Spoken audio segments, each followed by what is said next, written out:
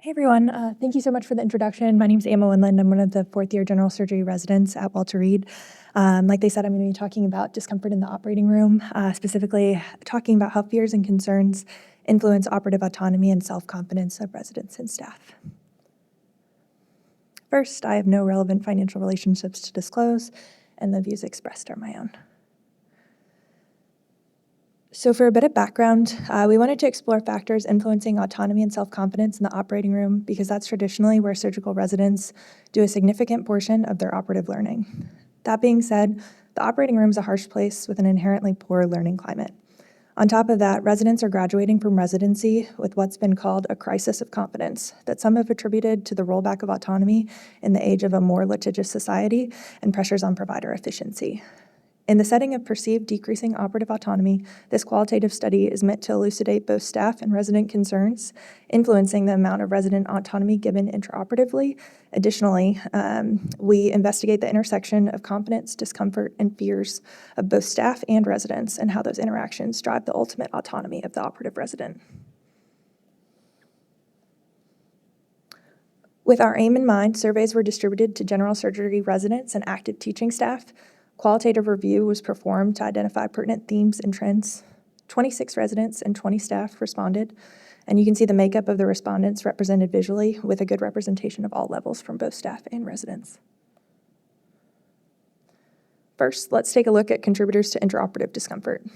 So just to orient everybody to the graph, so when taking a look at the graph, only the respondents' first, second, and third choices are displayed graphically, with their first choice in green, their second choice in orange, and their third in purple. For example, when looking at the number of cases performed on the resident side, so on the left, 16 residents reported the number of cases they performed as the number one contributor. 5 chose it as their second choice, and then 1 as their third. So as you can see, resident discomfort was inversely related to the number of cases they performed, with residents also reporting discomfort with difficulty determining whether a technique is safe or unsafe, or due to an unfamiliar technique being used. Staff reported discomfort in never-before-seen situations, and during cases where the patient had a barren anatomy. You'll also see that over 50% of staff ranked either being unfamiliar with the resident or unfamiliar with the resident's technique as the number one contributor to intraoperative discomfort. When asking trainees what their biggest fears in the operating room were, the following themes emerged and are shown here. We noted that a lot of the responses across the themes revolved around instances that would incite shame for trainees or moral injury. Additionally, there were a lot of concerns about threats to autonomy or not being autonomous enough. Diving deeper, the main themes were, diving deeper, the main themes were poor patient outcome or making mistakes, most represented by the quote, causing an issue that I'm not comfortable quickly fixing. Lack of experience, such as not being able to perform a skill that I'm expected to perform at my level or performing it incorrectly. That I'm not capable enough of an assistant to aid in a big case if we run into a difficult step or encounter significant bleeding. A poor learning environment, such as balancing fear of injury with having the case taken from your hands by constantly checking your moves or moving too slowly. That I'm operating with a staff I'm uncomfortable with or who I believe to be safe in their approach to a case, or that I'm overstepping when communicating my discomfort, as well as never-before-seen situations. When asking staff what their biggest fears were, the following themes emerged. Poor patient outcomes, best represented by injury to a critical structure, severe bleeding, lack of trainee preparation or overconfidence given skill set, best represented by trainee inexperience, lack of self-awareness or judge of abilities to safely execute the operative steps, poor communication with the trainee, such as the trainee's inability to take direction and know their limits, as well as never-before-seen situations and personal confidence, like getting into a complication the staff themselves haven't seen before. So you can see very similar fears to the residents. Now, with a better understanding of negative influences of the operative environment, as well as staff and resident experience, we looked at positive influences on the operative environment.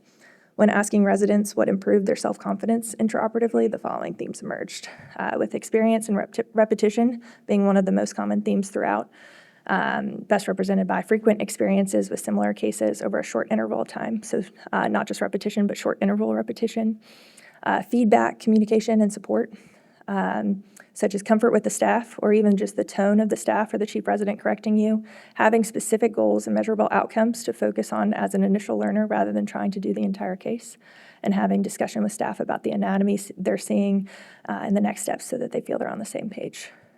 Autonomy and case progression, best described by progressing the case along and not getting instruments taken away too quickly, is what most residents identified as autonomy.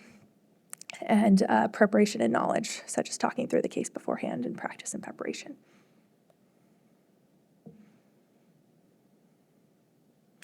When asking staff what improves their self-confidence, the following themes emerged, which again, you'll see are quite similar. Experience and repetition, good team dynamics, both with the resident actually being interested in listening to the advice that I'm giving them, as well as familiarity with the OR team. So having a similar or familiar OR team who understands the steps of the operation and how to work the equipment so I can focus on the surgery and teaching. Case progression, that the staff can independently manage time and case progression, as well as preparation and knowledge. Specifically, folks talked about familiarity with the operation or the platform that they're using.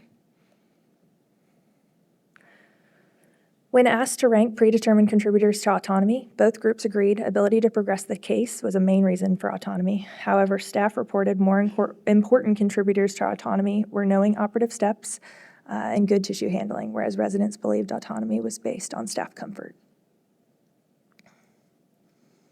And then finally, we just simply asked staff how they would describe a safe resident, with the assumption that a safe resident in the eyes of staff would be afforded the most autonomy, and the following themes emerged. So safe residents are careful, cautious, and controlled. They prioritize safety over speed. They're not afraid to ask for help along the way. They recognize their own limitations. They're technically competent with controlled movements of the instruments. They understand tension and countertension. They're good communicators. They can describe the what and why of what they're doing for each step intraoperatively. They appropriately respond to instruction and feedback. They communicate goals of what they're doing and the dangers and risks associated. They also have a sound fund of knowledge, coming prepared to the operating room and knowing where danger areas are. So in conclusion, resident intraoperative autonomy stands at the intersection between both staff and resident competence, confidence, and comfort. That relationship is complex and multifaceted. I think the major takeaway from looking at the major drivers of confidence versus discomfort is the importance of communication. Both from a staff and resident perspective, both groups were happiest when things were being communicated accurately and in a way that created a team environment.